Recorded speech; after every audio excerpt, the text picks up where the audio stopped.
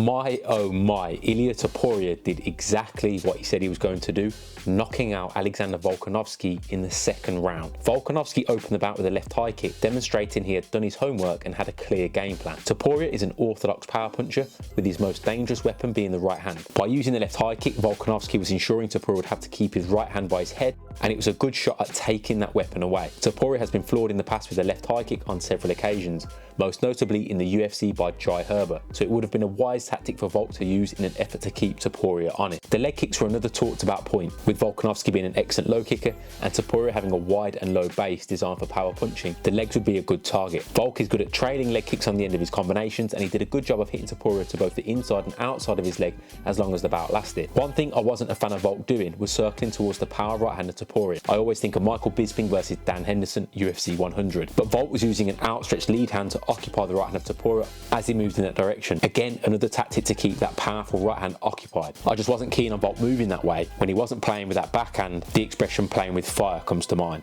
Volk was looking like his old self with the stance switches, the feints and different looks, but he does have a tendency to get caught early. He did in the Chad Mendes fight as well as the Holloway trilogy, but once he settles in and gets a sense of timing, he seems to deal with shots a lot better. This was seemingly the case in the Topuria fight, where in the opening round felt like edge of your seat stuff. Topuria looked like a coiled spring ready to explode at any moment, and with Volk pulling back, his chin precariously high, it was a little nerve-wracking, but he's done this throughout his career, so I'm sure it wasn't something his corner were particularly worried about. The first 5 minutes seemed to be a case of Volk chipping away, trying as many different looks and feints to put Topuria off stepping in, trying to figure out the timing of Topuria, whilst Topuria was trying to gauge the distance and figure out how much to step in with his punches. He was using his jab or left hook to follow it with a power backhand. As Topuria was doing this, Volk was trying to time his inside low kick. It was a game of inches, with Topuria narrowly missing the mark on a couple of occasions. Ironically, Topuria landed the first meaningful low kick, spinning Volk around with a thudding calf kick. There was a clear power discrepancy. Volk was landing more volume, but Topuria looked to be landing with much more effectiveness. Volk's leg reddened up pretty much straight away, to the jaw of Joe Rogan, who proclaimed that low kicks are as important in MMA as jabs are in boxing. I couldn't argue. Landing one good calf kick seems to be able to alter the course of the whole fight. It changes how a man operates. There were clear patterns developing. Topuria coming in and lunging with jabs to close the gap, attempting to follow with the right hands. Volk pulling back and away, trying to time left kicks or left hooks over the top of Ilia's right hand. And every time the two men engaged, you held your breath. Volk was circling towards the right hand of Topuria from both stances, and to be honest, I think it might have been deliberate in an attempt to bait the punch and counter it, but it still felt risky. Both men attempted takedowns in the first, but both demonstrated excellent awareness and defence. Volk got really deep and an entry on Ilia, but Ilia's base of Greco-Roman wrestling, he got his feet underneath him pretty quickly and nullified the shot. They transitioned into some sort of tie clinch, and Volk came close with a knee to Topuria's head. I think this was an area I'd like to have seen more, as I think Volk could have opened up Ilia with knees and elbows, with Topuria attempting to box his way out of range rather than engage in clinch. Anytime Topuria threw more than 2 punches coming forward, it looked like a problem for Volk. I think the best strategy from Volk was when he switched through with his own punches to push Topuria backward. Topuria is a front foot fighter, and I felt like if Volk had him on his heels, he'd have a lot more success and be in a lot less danger.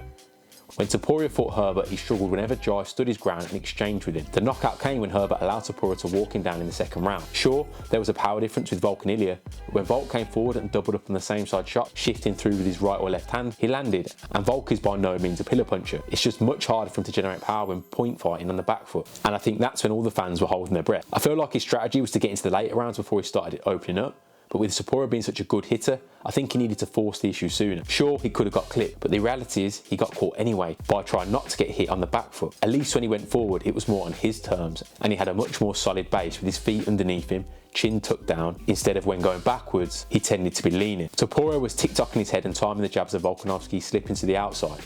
I wasn't sure if Volk was doubling and tripling up his jab to get Topuria slipping to be able to then throw a high kick, but either way he didn't have the time to do it. The end came with Topuria initiating his classic of right, left, right, starting with a straight right to the body, coming up into a left hook and just missing with the last right hand. This ran Volk back towards the fence. As Volk was trying to get his bearings, possibly looking to exchange, which in my opinion was a bad choice, I think he should have tied up here.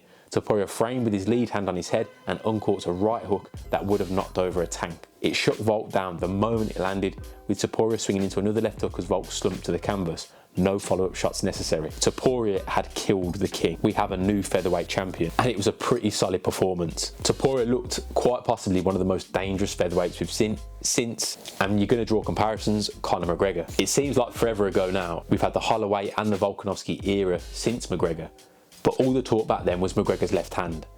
And now we've got Topuria, who fights very different to Conor McGregor. He's much more planted, he's much more boxing centric, almost how McGregor's trying to be now. And he's a devastating hitter. It just feels like people can't stand in front of him when he's on the front foot.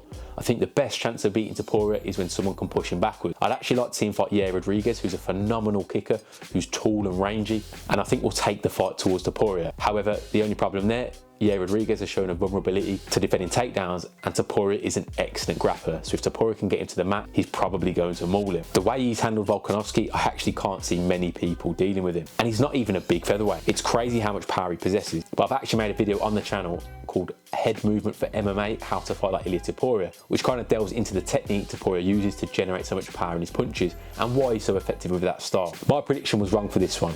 As much as I'm a fan of both fighters, I felt like Volkanovski was going to get into his rhythm, get into his groove and just manage the distance effectively, but it wasn't the case. Topuria just hit too hard and he managed to find a home for his right hand. Who do you think's next for Topuria? Is there a matchup that excites you? Let me know down below in the comments. Pro striking out, I'll catch you later.